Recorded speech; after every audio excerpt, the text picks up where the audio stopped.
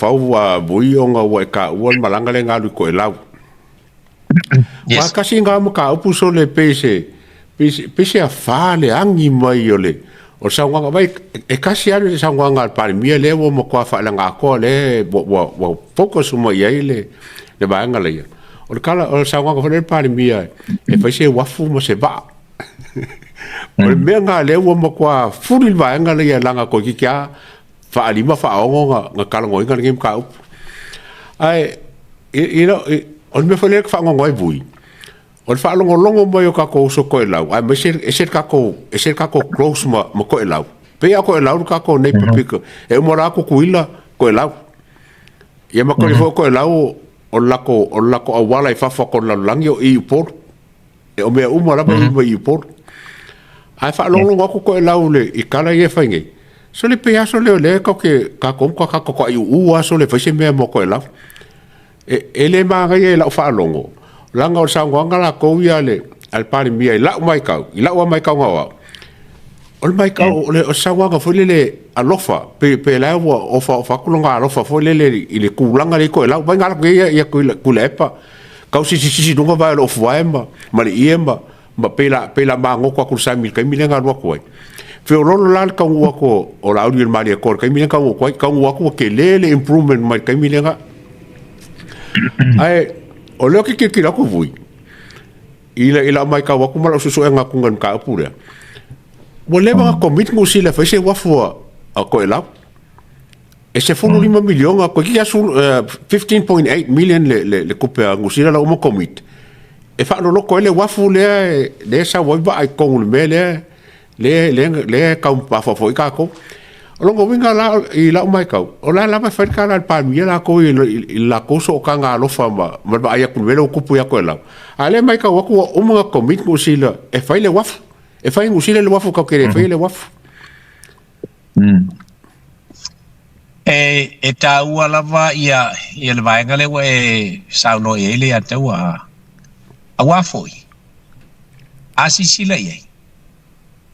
ko ki kia kau kar sa mo nga sa mo ko ila ko ki kia nga nga sa mo la ta lai na yo ta tu so to ila pe o se mafuka nga se kama se auso foi lele o le kama makua mar kama la kiki a sisila nei la ai o fe la ba ko lo ku la fa ye lo ku ko ila o ingei e o mai misio ngale ko ela o mai nga inge i malua ma piula malako ma o i mo e a fo i fa kanga ka o ilo la ko sila fia ile kuspa ia o nga ola le e a fo i fa ile kala inga i ko ela o lo nga wi o le ba ai a ko ela o la ka o ka ko o sa mo so la ko uso makua so la ko uso makua ai o le ale le anga ole e pe ia fo yon kako faia ia me ofeso soangi pe akula i mai ia fa ala belave fa nga akula isi aku ke kele lalla ai fai lava le contribution na sa mo ia o nga le o le bango ngofo ai o malo o le anga fa alo ile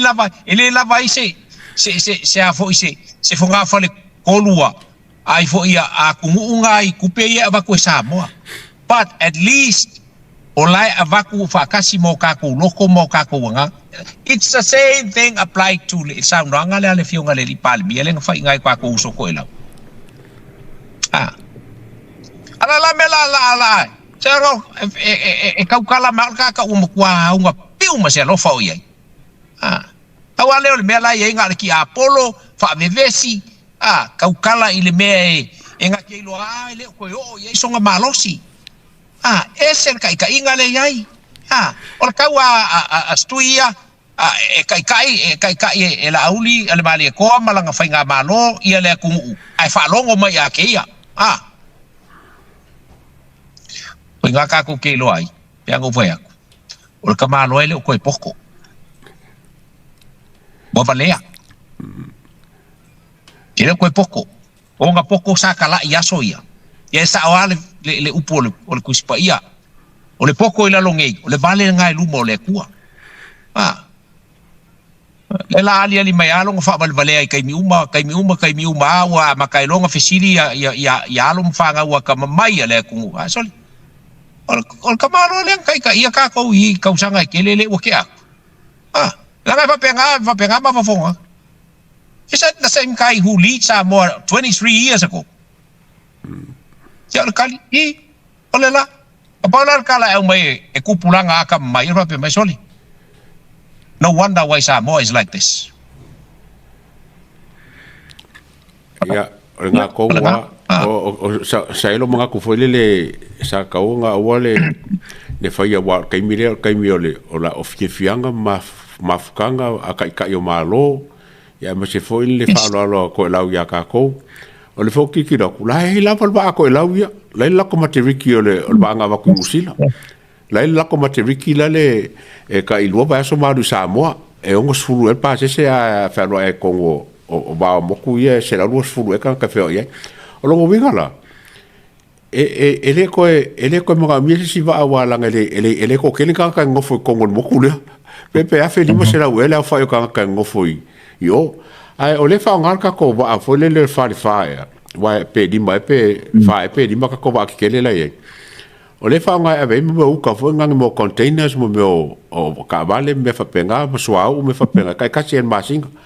ya wo ke le la mo la fa inga fo le o sa wanga a fo ngai nga kai le a o ka ko media ma ka ka ye le fa le o la ko ngang lunga wali ali ko ya ko la ka ko lo ko le anga mar ka ko ai mar ka ko le manga fa se me le mo ko la ala ma ngue ko la wi e a ngoa mar so sangi po se me ko po le se me ka ke pise fu mo ka ko lo ko le anga ya ko la e te sila fia o le ya te o mal fa fo mai no tatu tunu e le po pole e ko la e ta se ale tala la o fa e to e la o le avo ile ala nga upu fa Samoa fo ile le au ale apoa ale pola moku ikua so o le message nga la ki liva I Kongo ko lau ape ko lau you know why do we care about him o nga ke faya se decision o le ya si sila la ile ke le contribution Samoa le u fa ngai el ka ko palmia ale nga include le kalnga la u amal palmia o New Zealand langa ku lalo o nga o le fa ko afo I mai ko lau isn't that great? Ole ku aku langa akil kilo New Zealand nga ya ko ela ola kilo ile kilo foi le kilo ai ia Donald Trump nga ya ku kuila mamangua a pengar kilo New Zealand ole ba ai ma pa fonga al palemia o New Zealand ile aluaku ole palemia Samoa langa ele panga ka ele ka ko ela uman palmia ka ko ele panga o la ko ma ko foi langa ilalo umala ko New Zealand so therefore mangi we malako ele la panga la ele ka ko palmia mal palmia New Zealand ale u ave ale malanga le nga malanga le la lo New Zealand ke mingi e u ka ko mai ka winga o la ko ava ko ile ko lalo al palmia o Samoa ile afionga al palmia o New Zealand sila ang fa ka wa pangaki kele yo pangaki o la ko ele ose nga wenga le leila nga la wa fa kingi le sa no nga ala auli le male ko ka ka nga fa se waf le ala wa fa kingi ile le wa fa ilo ma mal pal mi ang New ile la le paanga e ba pelo ya la ala wo kaku ma watala o seisi leo maka upunga I oe I uma iai e kusai o le la kalangwanga o nga ku alalo al palmia o Samoa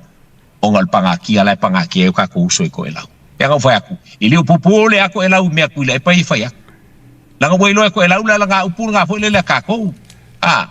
se ole pola mo ku ikua mal malama le ko elau Kakako pole afa pe ko lau kakako pole apa kakako vai ku ele ama ia mai kako el palmia la ye nge Samoa afa ola ama ia le kako el palmia Samoa so why worry ele nga fa no ba ku fa fo mai tanto nga ko wa nga we mo ko mai le me nga o ko fa ye whamakala. Langa o le mele o le alofa ma le whungange ma sosoangi ma kaukua. Se awala whai ai. E le kau whakingoa. Oisi kaukua ma le sosoangi ma le whawai. E awala I mela lenga sango ai. Leo whenua ia panmia o Musila ma panmia o Samoa. Ia kongo o musuange le mea le kau ke whai. Longo winga e le kau whakingoa. E kele awala whakingoa ai. Ai walang kupun melea walang kupun melea vui. O kau punginga ma milo ese. Awangi kako kalangoa le koru e ka lenga le lenga ofa e kuila e pa ia ko e lau. E o mal kami le ma se me ofa ia. Le lau ko mai me ia pupungi ai. Pupungi le promise ma folanga lenga fa ia ko e lau. Wa ba fa fa nga mengal me ele mai siskanga. O fa fa nga me. Ai o mal kami ele fa kingoa. Le la manga e pisa le melea. Awangi kupun melea. E pupungi ele maka upu lea vui lenga ofa e kule e pa o ia ko e lau le ma se me foi. E sa o le ia le sa noanga pe ana te vai tu teita ile tulanga o le le mele tatu te ia tatu te mala le ia ia lenga le la ua mamafange il palmia ngisira moni lava le na le ua mamafange il palmia ngisira a kong e pe nga sa ngoa o le vanga o fo nga ngisila mo le wafo ko elau ia longa winga o le kali sa au mai ngisila ia ko elau kakia mai Rakakia mai. Ai kanuai o nga ua mention ma ua avaku ai le ku ua lalo le pale mia. O langa counterpart lea. Yeah. Ele ufa palangi. O langa paanga kokingo lea. Le la ua avaku. Ua iei foi mea. E manga o inga ia avaku ai le lango le pale mia o Samoa.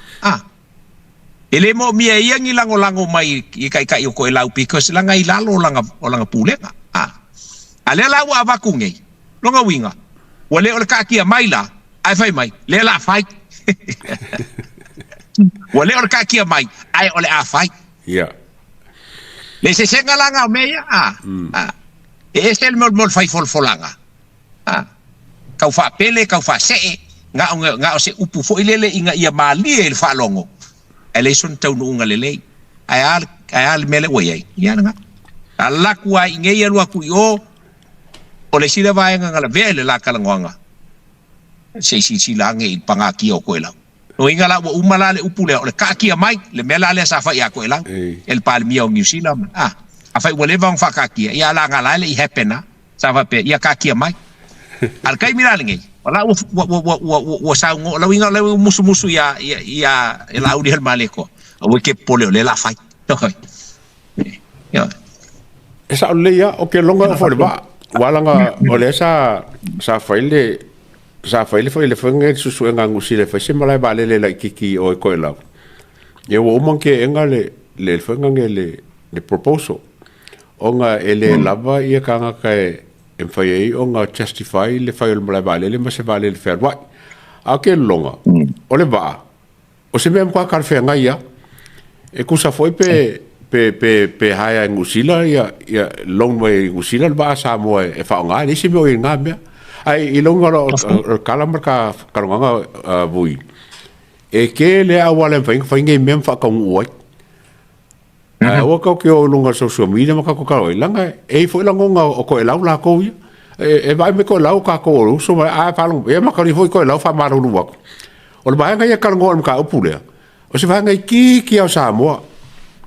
akele o le lima pasenge Samoa le kalongo fa pe a Samoa ko ia o mo kwala ngolango lava ka ko usonge mai ko la vui ia fa fena le langolango o fai fe aulai o fai fe au Samoa